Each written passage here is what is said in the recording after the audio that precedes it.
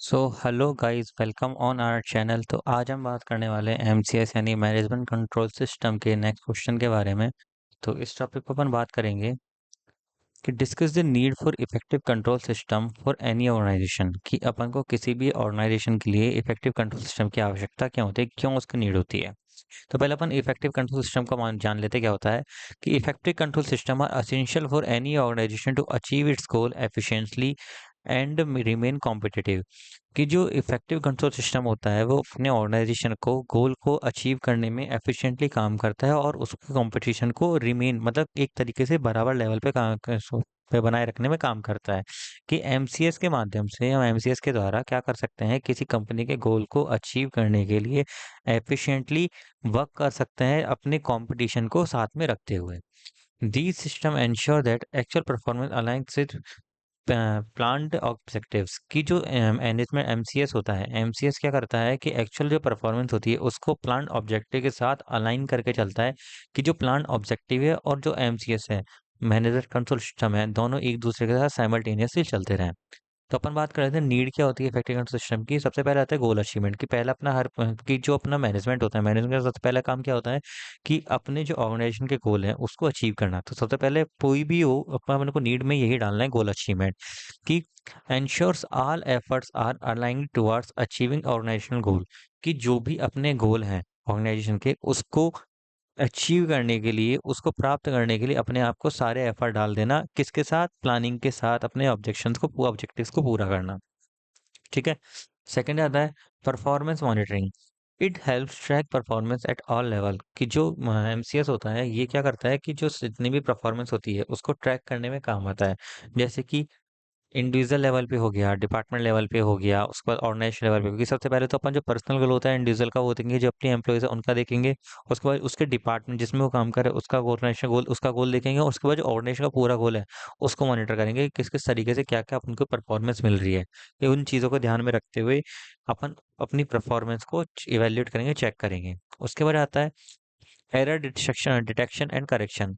Identify deviation from plans early, enabling timely corrective actions.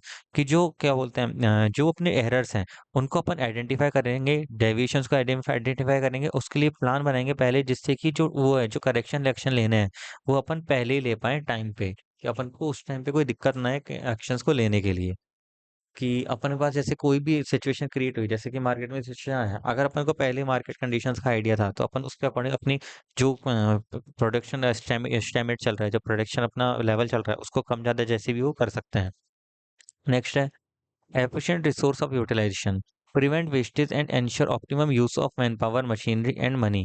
कि इसका अपन MCS से क्या करते हैं, जो वेस्टेज होता है उसको कम करते हैं और एंश्योर करते हैं कि जो यूज मैन पावर है, जो मशीनरी और मनी है, ये रिसोर्सेज होते हैं। और रिसोर्सेज अपन को पता है क्या है, अनलिमिटेड तो होते नहीं है, लिमिटेड होते हैं। तो उनको अपन ऑप्टिमल यूज करें कि इसमें अपन को कोई दिक्कत नहीं होनी चाहिए। ने मतलब उस दिक्कत क्या होनी चाहिए, मतलब उसको कम से कम उसका सही तरीके से यूज है, जिससे अपन को वो ज्यादा से ज्यादा अपनी वैल्यू ऑफ मनी प्रोवाइड कर पाए। उसके बाद आता है decision making. Provides data and insights to support managerial decision. कि जब मैनेजमेंट कंट्रोल सिस्टम करते हैं, अपन मॉनिटरिंग करते हैं, उसमें डाटा को ट्रैक करते हैं, तो उसमें क्या होता है अपने पास डाटा मिलता है। उन डाटा को अपन डिसीजन लेने में काम में ले सकते हैं कि किस टाइम पर किस तरीके से कौन सा डाटा इस्तेमाल करना है, कहाँ पे कैसे इस्तेमाल करना है, और फिर डिसीजन ले सकते हैं उनके बेसिस पे। Adaption to change help organisation respond to dynamic internal and external environment. की जो ऑर्गेनाइजेशन होती है उसकी हेल्प करता है डायनेमिक इंटरनल एक्सटर्नल एनवायरनमेंट को रेस्पॉन्ड करने में। कि जैसे मैंने बताया था कि मार्केट सिचुएशन आ रहा है या फिर मार्केट में कोई भी न्यू चीज आने वाली है, तो उसके बारे में अपन अगर पहले ही पता करके अगर अपन उसका एडवांटेज उठा सकते हैं तो एमसीएस जो होता है उस चीज को करने में हेल्पफुल रहता है। उसके बाद रहता है अकाउंटेबिलिटी एंड रेस्पॉन्सिबिलिटी।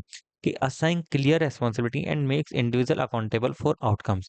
कि जब अपन इसमें रिस्पॉन्सिबिलिटी को बांट देते हैं लोगों के बीच में, तो उसमें क्या होता है, फिर लोगों में क्लियर हो जाते हैं रेस्पॉन्सिबिलिटी किस तरीके से उनको क्या क्या काम दिए गए हैं और कि कौन सा इंडिविजुअल जो है किस काम के लिए जिम्मेदार होगा। कि जैसे मान के चलता है अगर सेल्स टीम है, अगर अपन सेल्स टीम को कोई सेल्स टारगेट देते हैं, अगर वो टारगेट सेल्स टीम अचीव नहीं कर पाती तो अपन सबका इंडिविजुअल देखेंगे। कि जैसे अगर 10 पर्सन है अपने उसमें सेल्स टीम है, तो अपन 10 के 10 का ट्रैक रिकॉर्ड करेंगे। कि हो सकता है किसी ने अच्छा करा हो, किसी ने बहुत बेकार किया हो, किसी ने बीच का किया हो, किसी ने और मतलब कर सकता था टारगेट पूरा बट नहीं किया हो। तो उनको अपने अकॉर्डिंग अपन उस चीज़ को चेंज कर सकते हैं या फिर उनके अकॉर्डिंग हम उनको आगे मोटिवेट कर सकते हैं कि उनको किस तरीके से काम करवाना है, किस तरीके से काम नहीं करवाना। नेक्स्ट है cost control and profitability, keeps a check on unnecessary cost enhancing overall profitability. कि वो क्या कहता है कि कि जो अननेसेसरी कॉस्ट होती है उसको चेक करते रहना चाहिए, और जबकि और प्रॉफिटेबिलिटी को कम ज़्यादा से ज़्यादा करना चाहिए। जैसे कि अगर अपन मान के चलते हैं जो वेस्टेज हो रहा था, वेस्टेज अपनी ऑर्गेनाइजेशन में 10K का हो रहा है, ठीक है, कि 10,000 का वेस्टेज हो रहा है। बट जब हमने इसको इवैल्यूएट किया, जब हमने एमसीएस में अपन उसका करा, तो हमने देखा कि वेस्टेज हो सकता है कि वो 8K का ही रह जाए। तो उसकी 2K से वो प्रॉफिटेबिलिटी बढ़ जाएगी। तो वो ये कहना चाह रहा है, keeps a check on unnecessary cost and enhancing overall profitability, कि उसमें ये क्या होगा कि जब अपन उसके कॉस्ट को कम कर देंगे तो उससे उसकी जो ऑर्गेनाइजेशन है उसकी प्रॉफिटेबिलिटी बढ़ जाएगी। तो आज की वीडियो में यही समाप्त करते हैं। आई होप आपको ये चीज़ समझ में आई हो। तो वापस से हम कल मिलेंगे नेक्स्ट टॉपिक पे। Thank you so much.